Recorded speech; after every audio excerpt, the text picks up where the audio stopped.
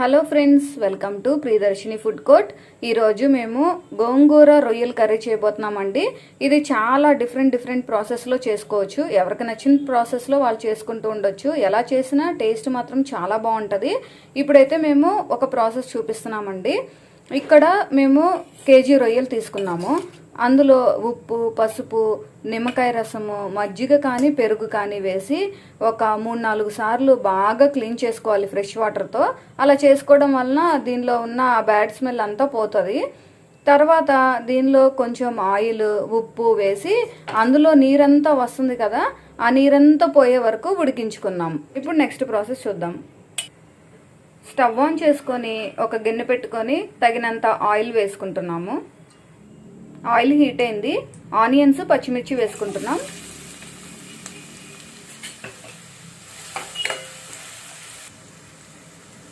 కొంచెం చెక్క, 2 లవంగాలు వేసుకుంటున్నాం.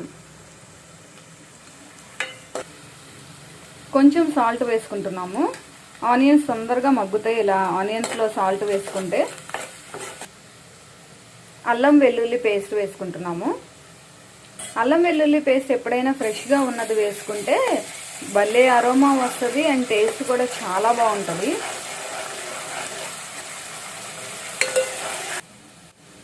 ఆనియన్స్ వేగిన తర్వాత ఒక 2 టమాటోల్ని కట్ చేసి వేసుకుంటున్నాం.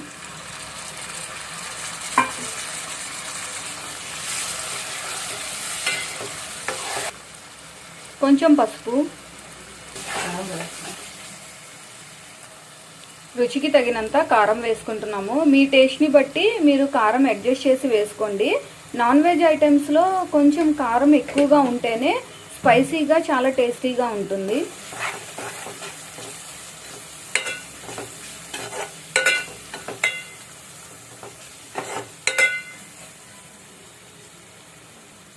మనం ముందుగా ఉడికించి పక్కన పెట్టుకున్న ఈ రొయ్యల్ని ఇందులో వేసుకుంటున్నాం.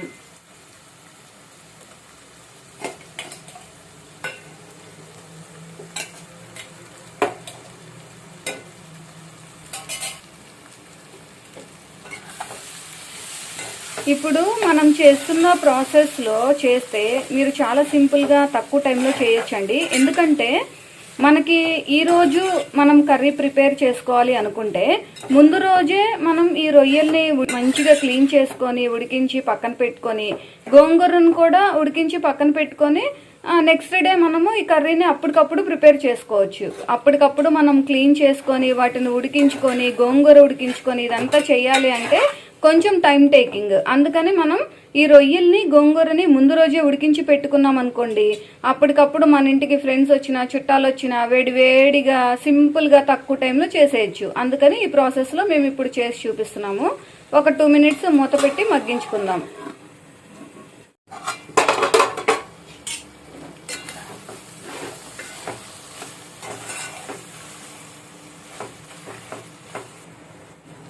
తగినంత వాటర్ వేసుకుందాం.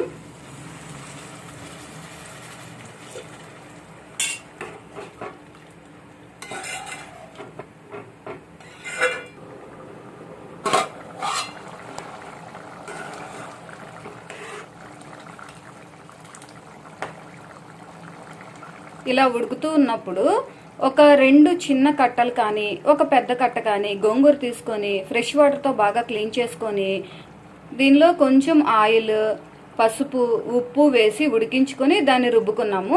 ఇప్పుడు దాన్ని ఇందులో వేసుకుందాం.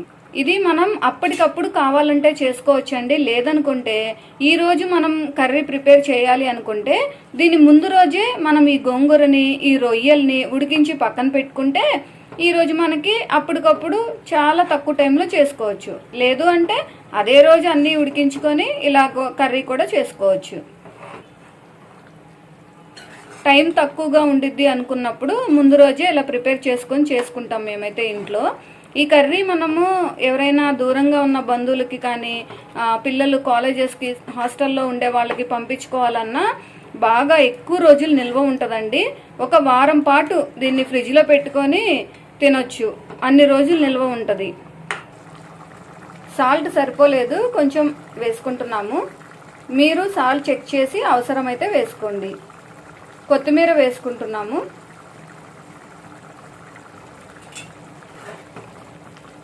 చాలా మంది మన వీడియోస్ చూస్తున్నారు కానీ సబ్స్క్రైబ్ చేసుకోవడం మర్చిపోతున్నారండి.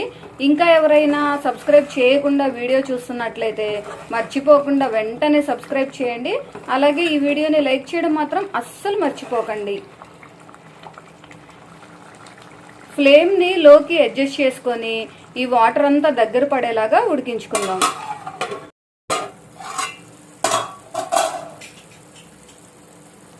వాటర్ అంతా దగ్గర పడి ఆయిల్ పైకి తేలి అసలు చూడండి ఎంత కలర్ఫుల్గా, ఈ అరోమాకే ఎప్పుడెప్పుడు తినేయాలా అనిపిస్తుందండి. అంత బాగుంది అరోమా అయితే. కొంచెం కొత్తిమీర వేసుకుంటున్నాము. చూడండి ఇలా దగ్గర పడే వరకు ఉంచి ఈ ప్రాసెస్లో మనం కానీ ఈ గోంగూర రొయ్యల కర్రీ చేసామంటే ఇది చాలా రోజులు నిల్వ ఉంటుందండి. మనం ఎవరైనా బయటకు వెళ్తున్న వాళ్ళకి, ఎక్కడికైనా జర్నీ చేస్తున్న వాళ్ళకి ఇది చేసి పెట్టామంటే 1 వీక్ వరకు దీన్ని తినొచ్చు. అస్సలు పాడవదు. టేస్ట్ మాత్రం చాలా బాగుంటుంది. వేడి వేడి రైస్లో ఈ రొయ్యల గోంగూర కర్రీ ఒక్కసారి తిన్నారంటే జీవితంలో ఆ టేస్ట్ మర్చిపోలేరండి. అంత బాగుంటుంది. ఈ రొయ్యలు ఉడికేటప్పుడు ఆ గోంగూర కలిపి ఉడికించాం కదా, ఆ గోంగూర ఫ్లేవర్ అంతా కూడా ఈ రొయ్యలకు పట్టి అసలు భలే టేస్టీగా ఉందండి. ఇప్పుడైతే స్టవ్ ఆఫ్ చేసుకుందాం. చూసారు కదా ఎంత సింపుల్గా అప్పటికప్పుడు రొయ్యల గోంగూర కర్రీ టేస్టీగా కలర్ఫుల్గా ఎలా చేసామో మా ప్రాసెస్లో మీరందరూ తప్పకుండా ట్రై చేయండి. ట్రై చేసి మీకు టేస్ట్ ఎలా వచ్చిందో మాకు కామెంట్ చేయండి. ఈ రెసిపీ మీకు నచ్చినట్లయితే ఈ వీడియోని లైక్ చేయండి, షేర్ చేయండి. మా ఛానల్ని తప్పకుండా సబ్స్క్రైబ్ చేయండి.